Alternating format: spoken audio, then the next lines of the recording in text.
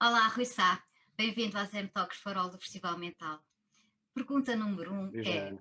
desde o ano passado até agora, quando começou o confinamento até agora, muita coisa mudou e muita coisa se manteve também, em termos de registro, pelo menos em termos de aquilo que se podia e não podia fazer, podia e não podia dizer, as constantes alterações das nossas vidas, em termos profissionais e pessoais, etc. Tudo isso se mantém. Mas à parte disso, que sentiste tu, enquanto profissional e enquanto jornalista, que tiveste que adaptar e mudar ao longo deste tempo todo, deste ano que passou agora? Olha, isto foi um ano completamente atípico, como se já parece que o dizer-se que é um ano atípico é cada vez mais típico, mas é verdade. As coisas mudaram, sobretudo porque, no meu caso, que me mantive sempre em atividade profissional presencial, portanto, tivemos sempre esta saída de casa para ir trabalhar, ou vir trabalhar para casa, mas a vida restringiu-se a isso mesmo, a um casa-trabalho, trabalho-casa, o que para um jornalista que deve estar em contacto permanente com a realidade, com o mundo, se torna um bocadinho mais difícil, porque todos os contactos com o mundo exterior, exterior a esta realidade casa-trabalho, eram feitos muitas das vezes por Zoom, por videochamadas, portanto, havia uma filtragem da realidade quando a queremos depois transpor para as notícias, também fica um bocadinho mais difícil, pelo menos diferente do que é o habitual. A falta do contacto com pessoas nota-se muito no trabalho jornalístico. O trabalho jornalístico ressente dessa falta de humanização e humanidade digamos, no contacto do cotidiano. E isso foi das coisas que eu mais notei. Não tanto como muitas outras pessoas, como gente aqui em casa, por exemplo, que ficou confinada à habitação, a fazer teletrabalho, e as coisas eram muitíssimo mais difíceis, até em termos de higiene mental, mas no meu caso não tanto, mas em termos profissionais notei a dificuldade de não teres contacto com o mundo do cotidiano, com as pessoas. Isso depois torna, se calhar, também a comunicação de informação provavelmente mais pobre. Só vês mais fechada. Não tendo tido que trabalhar em espelho, pelos vistos, não tiveste, porque muitos jornalistas tiveram que trabalhar em espelho, ou pelo menos durante algum tempo. O que é que aconteceu em relação à tua vida? Quer dizer, casa-trabalho, trabalho-casa já é a vida normal de muita gente, mesmo independentemente dos confinamentos e dos Covids, não é? Em termos de big picture para informação e como jornalista, tu consegues já ter alguma perspectiva em relação a tudo isto? Ou seja, consegues já ter uma perspectiva que nos possas dizer se isto foi bem acompanhado, se foi mal acompanhado, se foram demasiadas estatísticas e números, se foi monotema a mais, se foi monotema a menos? Já consegues ter alguma perspectiva sobre isto, agora que já podemos olhar um bocadinho para trás? Sim, eu desde o início considerei que estávamos perante uma informação monotemática em demasia, porque apesar de tudo, apesar do confinamento, apesar do mundo estar a girar muito em torno do que era esta pandemia, ainda assim o mundo continuou. Pois é, continua a haver outro mundo para além do Covid. Há Continua a mais haver mundo outro para além do mundo. Covid. Há mais mundo para além do Covid. E a falta dessas notícias, sobretudo na primeira fase, Uhum. Agora, nesta segunda fase, se assim quisermos, neste segundo, o 2021 trouxe já alguma alteração aí. Começou-se a dar mais atenção a outros tipos de notícias. Desculpa E a estar interromper-te, um isso foi porque bocadinho. era obrigatório ser assim ou por era a escolha dos editores? Só por curiosidade. Eu penso que era obviamente escolha dos editores e era muita imposição do público. Do público. Porque lá em casa, os consumidores de informação estavam ultra ávidos de informação sobre o que era isto da pandemia, o que era isto do Covid, o que é o SARS-CoV-2, porque estávamos perante algo que era o desconhecido absoluto. E se para os jornalistas era também um desconhecido, ainda assim os jornalistas tinham algum acesso aos cientistas e, portanto, a uma informação Aos um pouco profissionais, mais não é? Que sabiam mais. diferenciada.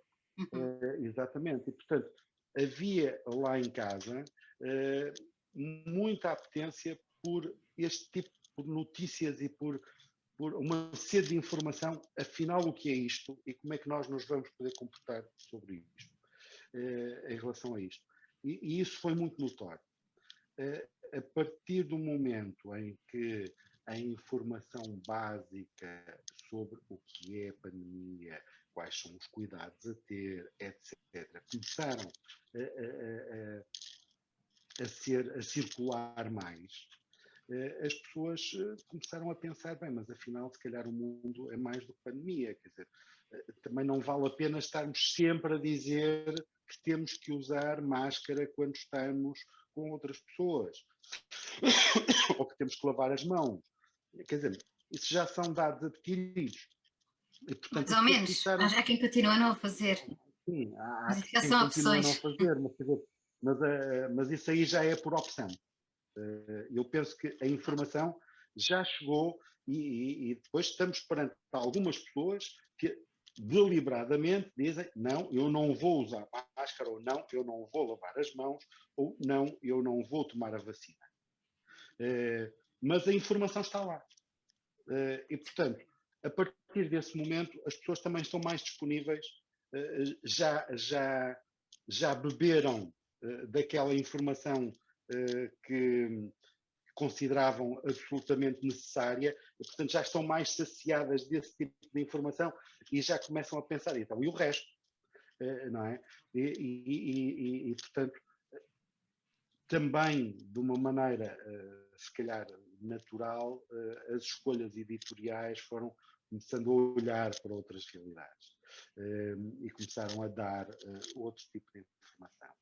Se bem que, também te devo dizer, que estamos perante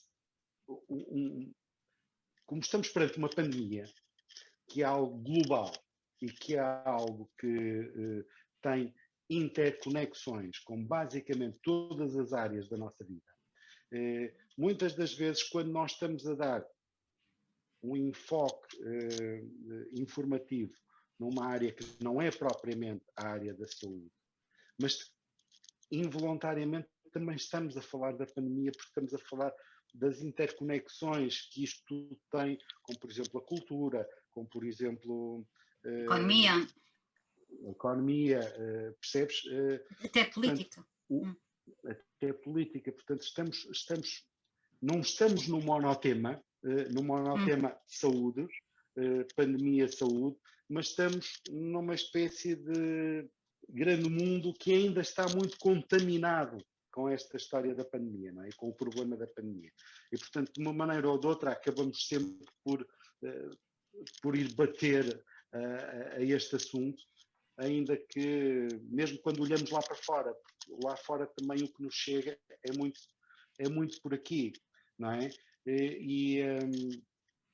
Portanto, menos monotemáticos sim hoje, mas ainda Ainda um bocadinho muito à volta disso. contaminados, ainda Ainda. contaminados com a história da pandemia. Rui, em termos de estamos aqui a falar de recuperação e resiliência, o quanto de ti é que isto foi preciso, quanto de ti é que isto tirou em termos de resiliência este tempo todo, para continuares a investir no teu trabalho, a sair todos os dias, a trabalhar todos os dias na mesma, dar as notícias às pessoas, mas quanto do Rui é que ficava em casa, ou quanto do Rui é que ficou preocupado, ou quanto do Rui é que tinha às vezes receio de sair, ou isso não aconteceu nunca? Eu devo dizer que nunca tive propriamente receio de sair. Obviamente tive sempre os cuidados ao sair.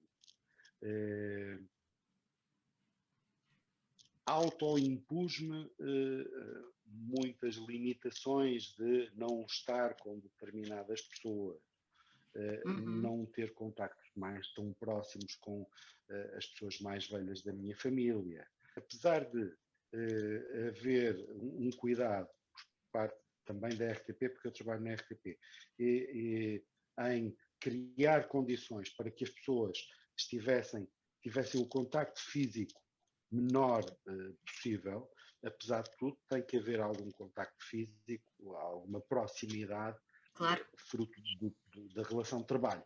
E, portanto, sabendo eu que havia alguns contactos que eram inevitáveis, ainda com todos os sistemas de segurança, como a máscara, etc., pudessem estava ser aqui, o ali. cameraman ali, estava com máscara, a cameraman à frente, Toda o a pessoa gente, estava com uma. exatamente. Tudo isto, apesar de tudo isto, isso obrigou-me a que, eventualmente, eu dissesse, bem, já que eu tenho mesmo, sou obrigado a ter contacto com algumas pessoas, epá, não vou mesmo ter contacto com outras. Okay. Portanto, isso foi uma escolha que é sempre difícil, não é? Porque ficaram os contactos profissionais e se calhar os meus contactos mais do foro mais pessoal perderam com tudo isto, não é? Se isso me afetou, obviamente deixa marcas, não é? Okay. Sim. Se eu a algum momento tive medo de sair à rua, não tive. Sempre tendo o cuidado de cumprir ao máximo com as regras de proteção, mas nunca tive propriamente medo de sair à rua.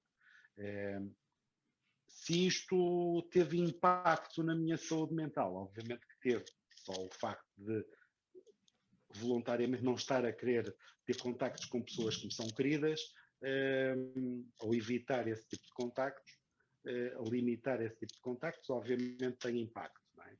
E eu recordo-me, se na primeira fase do confinamento, no primeiro confinamento geral, eu praticamente isto passou-me sem marca. Neste segundo confinamento, Já foi mais pesado, já foi mais pesado.